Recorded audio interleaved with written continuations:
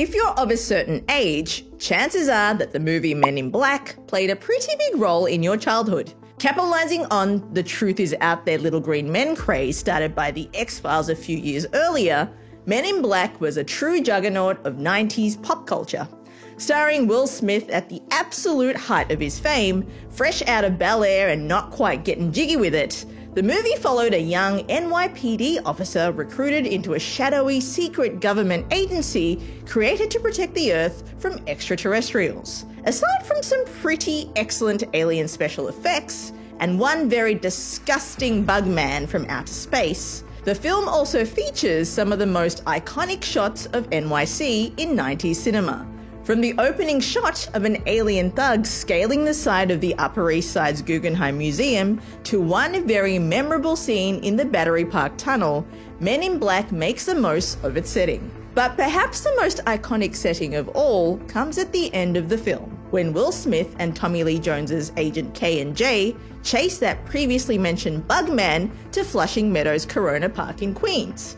Once there, the alien moves to command one of the elevated structures at the site, revealed to be a flying saucer in disguise.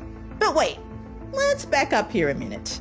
Just what are those tall, spindly structures with the big flat discs at the top? As it turns out, the Flushing Meadows Corona Park has played host to the World's Fair several times over the years, and those particular towers were built in 1963 as part of the fair's New York State Pavilion. Each of the three towers played host to an observation deck, a concession stand, and a dignitaries' lounge. After the fair ended in 1965, the costs of demolishing the structures proved too expensive for the city, and they were left standing in disuse.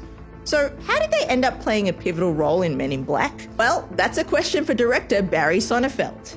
As a kid growing up in Manhattan, Sonnenfeld was, as he describes it, obsessed with the World's Fair and visited the site upwards of 70 times during the 1960s exhibition. When it came time to write the movie's climax, he knew exactly where to stage it. We were looking for something for the end of Men in Black that was iconographically both New York, Sonnenfeld said, but somehow symbolically of a bigger area. And as of 2023, the New York State Pavilion has been renovated and returned to its former glory. So, if you're here in New York, be sure to check it out.